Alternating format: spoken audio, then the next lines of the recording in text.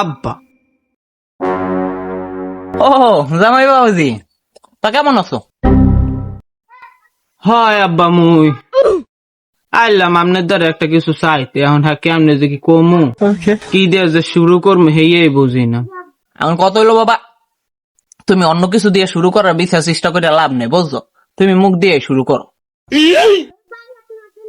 এখন বিষয়টা হয়েছে কি, ওই আমনে যৌতুক হিসাবে যা দিলেন সব হইলে মুই জুয়ায় হারিয়ে গেছি, বুঝছেন? এখন আমনের মাইয়াটার হেরাও মুই 1,00,000 টাকা বন্ধক রাখছি।